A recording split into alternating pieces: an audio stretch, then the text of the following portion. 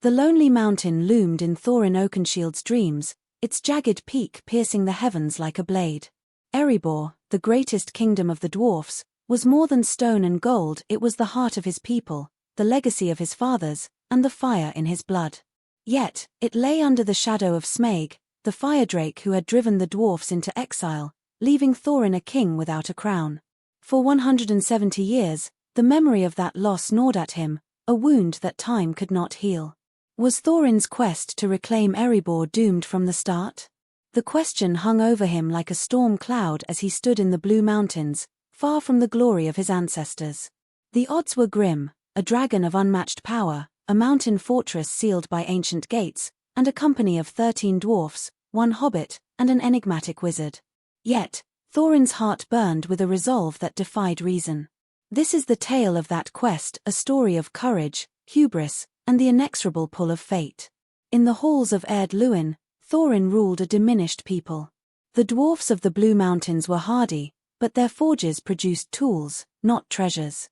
The wealth of Erebor was a distant memory, replaced by toil and survival.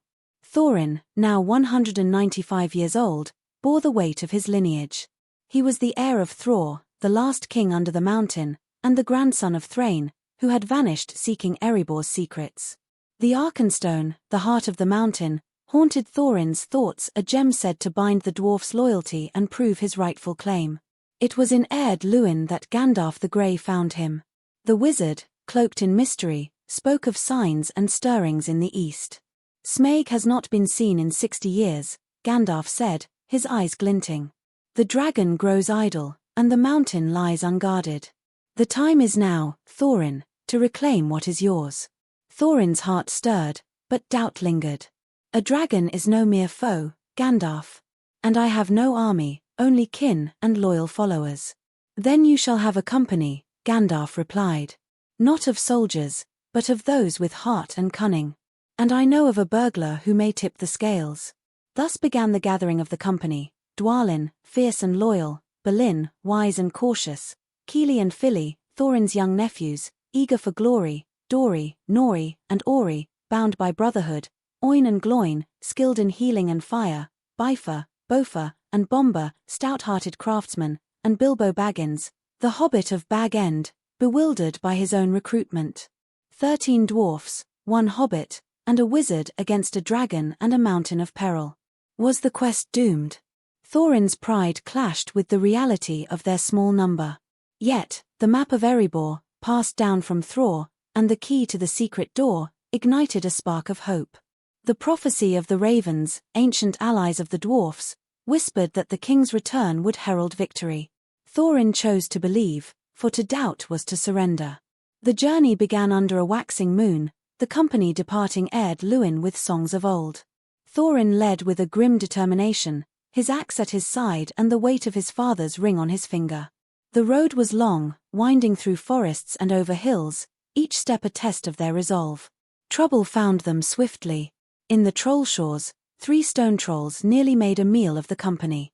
Bilbo's attempt at burglary failed, and only Gandalf's cunning saved them, turning the trolls to stone with the dawn. Thorin's frustration grew: how could such a bumbling hobbit be their salvation? Yet, the trolls' horde yielded weapons of Gondolin, including Orcrist, the goblin cleaver, which Thorin claimed as his own. The blade felt like a sign, a relic of ancient glory. In Rivendell, Elrond, the elf lord, offered respite but little warmth. The elves and dwarfs shared a strained history, and Thorin's pride bristled at Elrond's scrutiny. The elf read the moonletters on Thror's map, revealing the secret door's location: stand by the grey stone when the thrush knocks, and the setting sun with the last light of Durin's day will shine upon the keyhole. The words were a beacon, but Elrond's warning chilled Thorin's heart: no blade or arrow can pierce Smaug's hide. Your quest courts death. Was doom woven into their path? Thorin rejected Elrond's counsel, seeing it as elvish disdain. Yet, Balin whispered doubts: if Smaug cannot be slain, what hope have we? Thorin silenced him, clinging to the prophecy and the Arkenstone's promise. The company pressed on, leaving Rivendell with supplies but heavier hearts. The misty mountains loomed, their peaks clawing the sky. The company braved treacherous paths, battered by storms that seemed to mock their quest. In a cave, seeking shelter, they were ambushed by goblins. Thorin fought fiercely, Orcrist singing as it slew, but the company was overwhelmed and captured. In the goblin tunnels, Thorin faced the great goblin, whose mockery of the king under the mountain stung like a lash. The creature's taunts revealed a deeper truth: the world had moved on, and Erebor was a fading legend. Rescue came through Gandalf's magic, but the escape was chaotic. Bilbo, separated from the group, emerged with a mysterious ring, a detail he kept secret. The mountains tested Thorin's leadership. His nephew's recklessness, the company's dwindling supplies, and Bilbo's apparent uselessness frayed his patience. Worse, the wargs and goblins pursued them, forcing a desperate stand in the trees. Gandalf's fire and the eagle's intervention saved them, but Thorin was wounded, his pride battered. Was the quest cursed? The eagle's aid felt like a fleeting mercy, not a turning tide. Mirkwood was a nightmare of shadow and despair. The forest's enchantments dulled the company's senses, and their provisions ran dry. Thorin's resolve wavered as hunger gnawed, but he pressed on, driven by the map's promise. Bilbo, now wielding his ring, proved his worth, saving the dwarfs from giant spiders.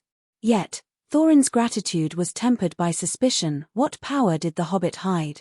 Captured by Thranduil, the Elven King of Mirkwood, Thorin faced a new trial. Thranduil demanded a share of Erebor's treasure, claiming it as recompense for past grievances. Thorin's refusal was absolute, his pride a fortress. Imprisoned, he brooded on his lineage, the Arkenstone, and the dragon. Bilbo's cunning freed them, smuggling the dwarfs in barrels down the river, but Thorin's heart hardened. The elves were enemies, and trust was a luxury he could not afford.